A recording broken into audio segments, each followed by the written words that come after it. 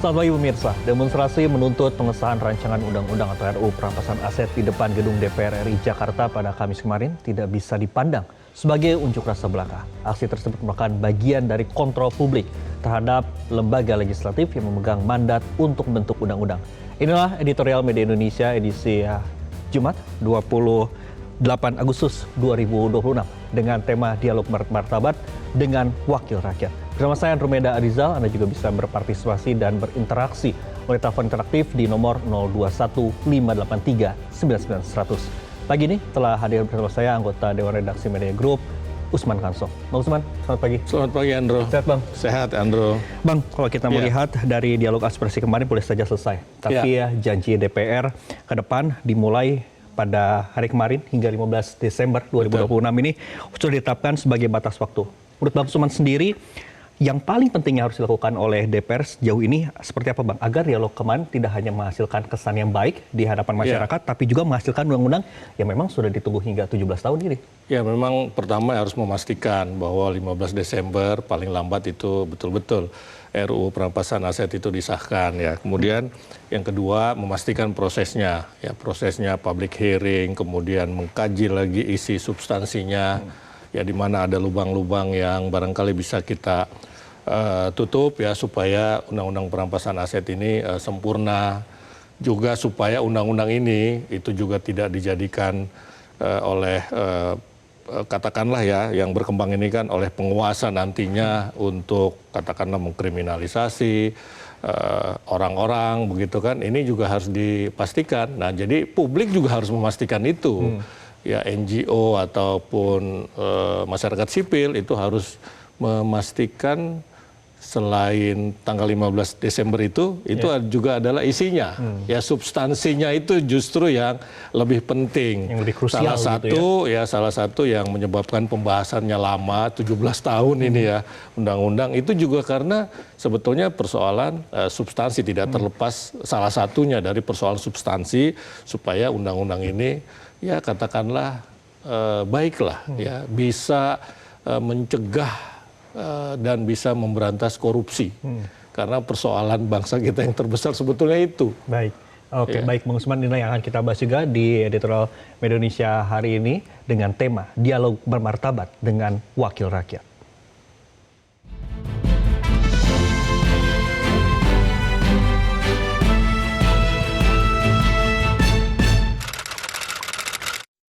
Dialog Bermartabat dengan Wakil Rakyat.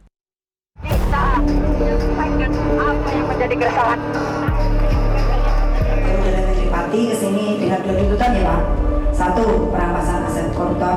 2. Hukum mati koruptor.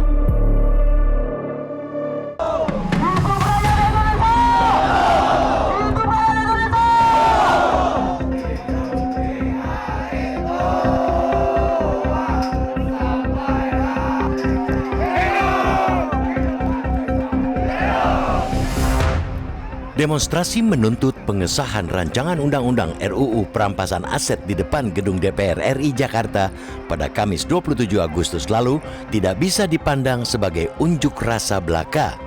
Aksi tersebut merupakan bagian dari kontrol publik terhadap lembaga legislatif yang memegang mandat untuk membentuk undang-undang. Yang patut diapresiasi, demonstrasi kali ini berlangsung tanpa kegaduhan. Tidak ada kerusuhan yang ditakutkan publik. Ruang dialog dibuka dan aspirasi masyarakat didengar.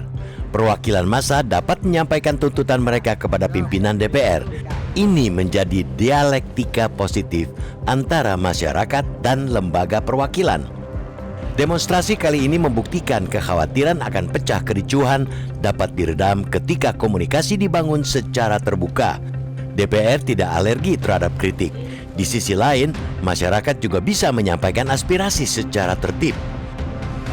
Dalam demokrasi, perbedaan pandangan seharusnya diselesaikan melalui dialog, bukan konfrontasi. Publik kini tinggal menunggu jalannya legislasi yang konkret sesuai kesepakatan. Rancangan Undang-Undang Perampasan Aset bukanlah barang baru. Pembahasannya telah berlangsung sejak 2009 ketika Pusat Pelaporan dan Analisis Transaksi Keuangan (PPATK) menyerahkan rancangan awal kepada Presiden Susilo Bambang Yudhoyono (SBY).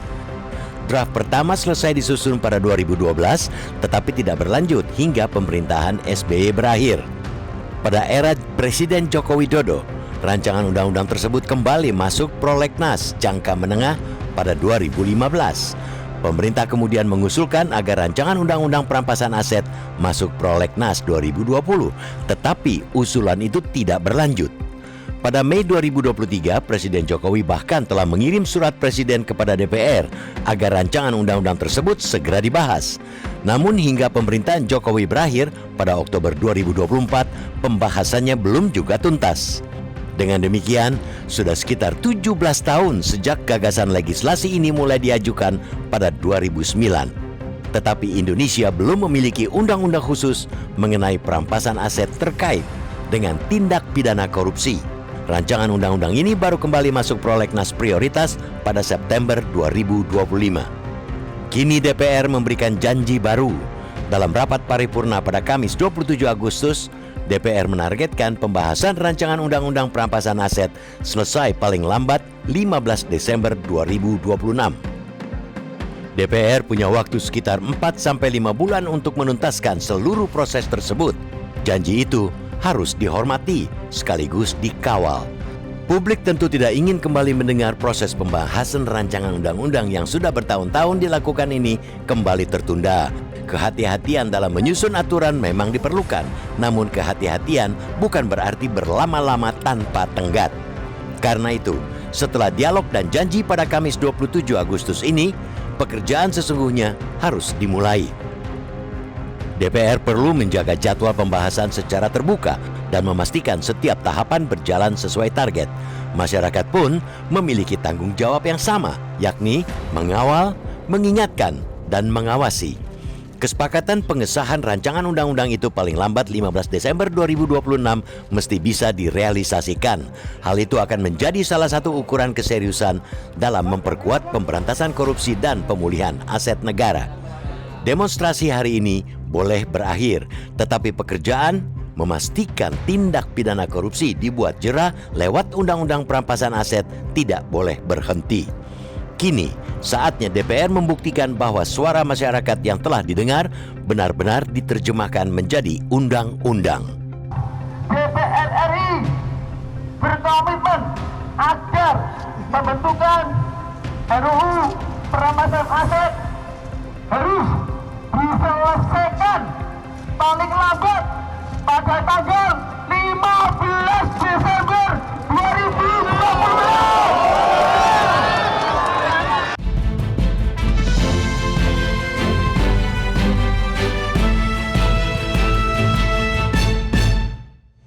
Di bagian berikut Anda juga bisa menyampaikan pendapat Anda dan untuk saat ini tetaplah bersama kami.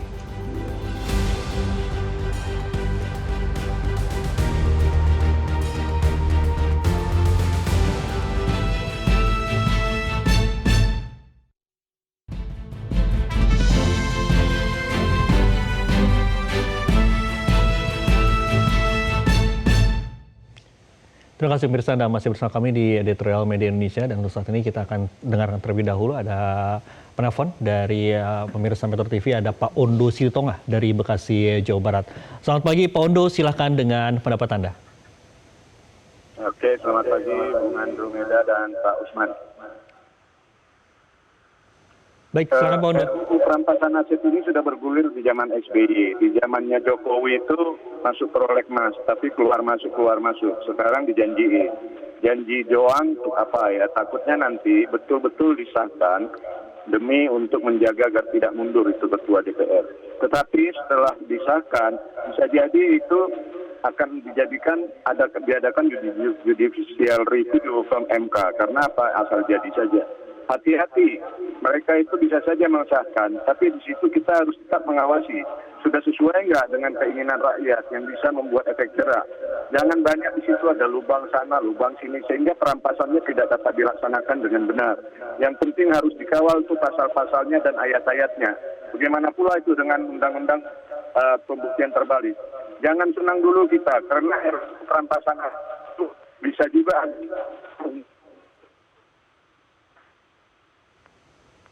Baik, oke kita sudah pasal-pasal dan ayat-ayatnya. Makasih. Baik. Baik, terima kasih Pak Ondo Silutonga. Pak Usman, tadi kalau kita sampaikan dan juga dengarkan apa yang disampaikan oleh Pak Ondo, salah satunya adalah terkait dengan pengawasan begitu ya, sesuai dengan keinginan rakyat. Kita juga paham juga bahwa mengetahui juga Bang Usman sendiri kan ini sudah lama juga di dunia komunikasi publik begitu. Sebenarnya dalam konteks ini apa yang seharusnya dilakukan oleh DPR agar komunikasi DPR dengan rakyat selama tenggat waktu ini bisa terus berjalan dan pengawasannya juga berjalan begitu? Iya, tentu harus terbuka ya, transparan. Itu komunikasi publik strateginya itu harus seperti itu. Terbuka, transparan, dan beretika tentu saja begitu ya. Nah, mungkin DPR bisa membuat jadwal komunikasi kepada masyarakat ya secara rutin, ya apakah sepekan sekali, sebulan sekali ya. Kalau sebulan sekali mungkin kelamaan, tinggal berapa bulan ya. Silakan saja ditentukan. Istilahnya begini ya, DPR melaporkan kepada rakyat yang memilihnya sudah sampai di sini loh kemajuan ataupun progres pembahasan RUU perampasan aset yang akan disahkan pada 15 Desember paling lambat misalnya. Artinya 15 Desember itu paling lambat kan begitu ya. Kalau bisa lebih cepat ya barangkali lebih baik juga begitu kan. Jadi itu yang perlu dilakukan. Apa yang tadi disampaikan Pak Ondo itu betul sekali ya. Jadi setelah Undang-Undang Perampasan Aset ini nomor 1 masih ada undang-undang lainnya yang perlu kita dorong, tadi pembuktian terbalik. Yang kedua juga ini kan belum bisa langsung diterapkan undang-undang, harus ada peraturan pemerintahnya dulu, harus ada PP, itu perlu waktu lagi. Lalu kemudian juga yang paling penting dalam penegakan hukum itu kan ada 2 komponen kurang-kurang. Yang pertama adalah undang-undangnya, dasar hukumnya, yang kedua adalah penegak hukumnya. Kita juga tidak mau nanti Undang-Undang Perampasan Aset ini penerapannya itu ya seperti macan kertas begitu kan, tidak terjadi yang namanya perampasan aset itu dengan segala macam taktik dan segala macam begitu ya. Itu yang paling penting adalah juga nanti adalah penegakan hukumnya, dan penegakan hukum ada di penegak hukum. Implementasi yang tidak kalah penting ya, bukan hanya betul juga, itu saja. juga harus kita kawal. Jadi pengawalan ini bukan cuma sampai 15 Desember, tapi terus lagi begitu. Misalkan dikawal PP-nya, ada loh undang-undang yang sampai sekarang PP-nya juga belum jelas begitu kan, sehingga tidak bisa diterapkan. Tapi Bang Usman, yang menjadi pertanyaan selanjutnya memang apa yang menjadi indikator utama begitu sehingga tadi juga seperti Pak Ondo sampaikan bahwa 17 tahun proses dari RUU untuk menjadi undang-undang ini juga begitu lama begitu. Iya, jadi setiap pembuatan undang-undang itu memang adalah proses negosiasi di situ terjadi, tawar-menawar di situ, ada kepentingan-kepentingan di situ ya, bukan hanya kepentingan terkait undang-undang, misalnya kalau perampasan aset kepentingan pemberantasan korupsi, tapi ada kepentingan-kepentingan lain juga. Nah, karena itu prosesnya bisa lama. Ya 17 tahun kita terkait dengan kita Metro TV juga ada undang-undang penyiaran yang sejak 2012 sampai sekarang belum juga ada pembahasan kemarin tapi ditunda lagi. Jadi banyak sebetulnya proses negosiasi. Justru juga kita kadang-kadang harus mencurigai kalau undang-undang yang diketoknya secara cepat begitu loh. Iya kan, secara cepat tahu-tahu ada begitu.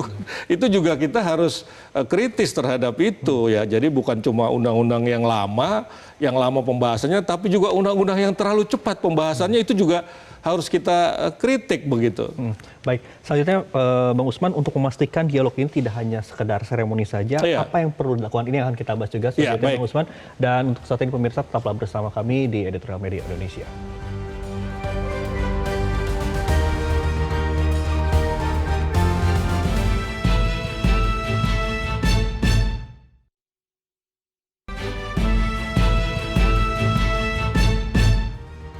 Terima kasih pemirsa, Anda masih bersama kami di Editorial Media Indonesia. Kita berada di akhir diskusi kita pada pagi hari ini. Jadi Bang Usman, seperti tadi saya telah tanyakan begitu ya.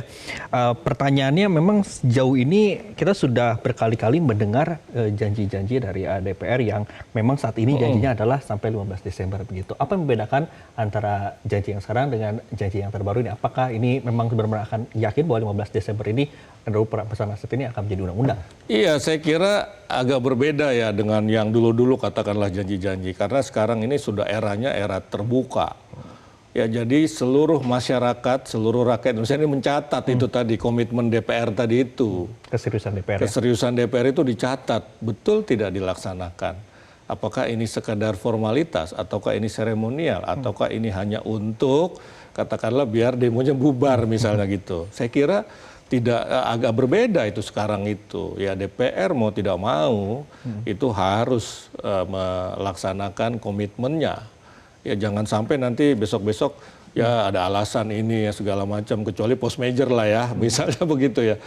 Ada sesuatu yang di luar kekuasaan kita, itu namanya post major kan misalnya. Nah tapi ya komitmennya dipantau loh terus oleh masyarakat, dan ini kan tidak terlalu lama lagi sebetulnya ya.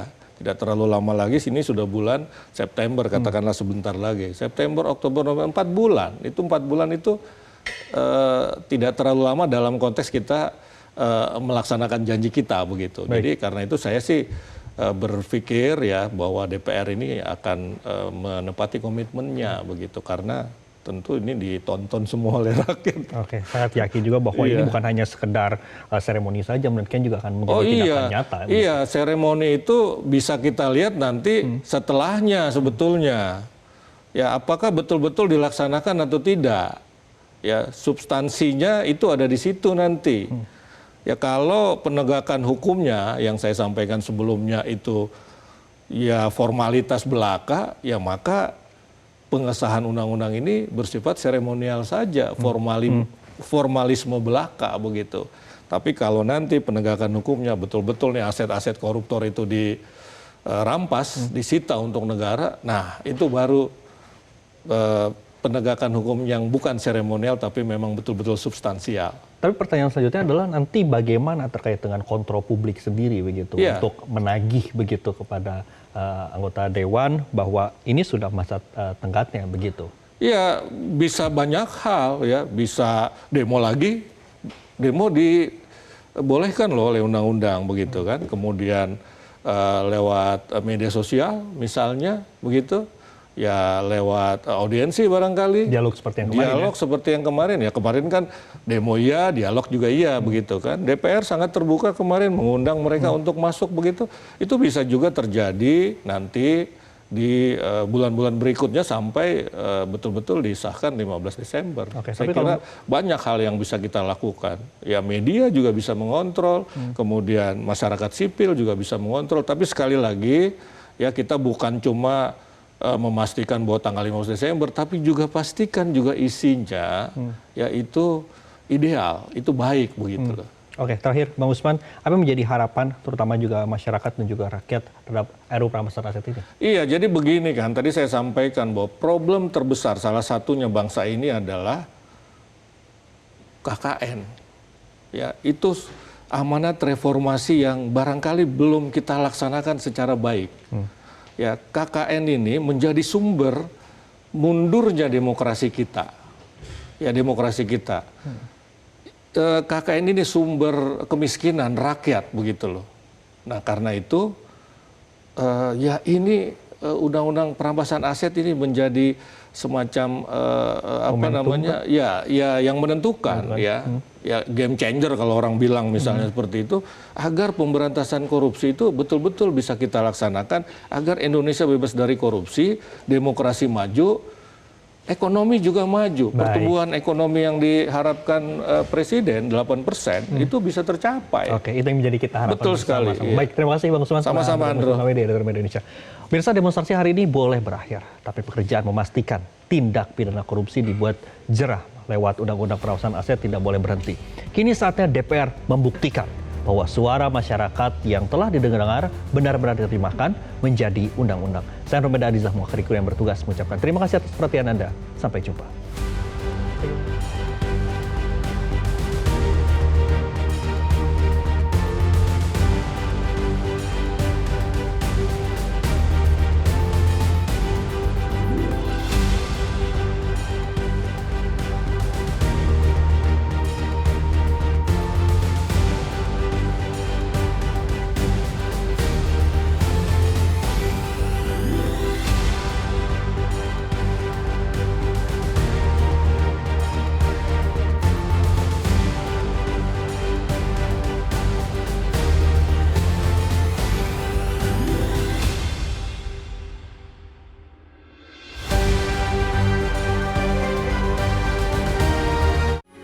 Metro TV. Jelajahi cara baru mendapatkan informasi. Download Metro TV Extend sekarang.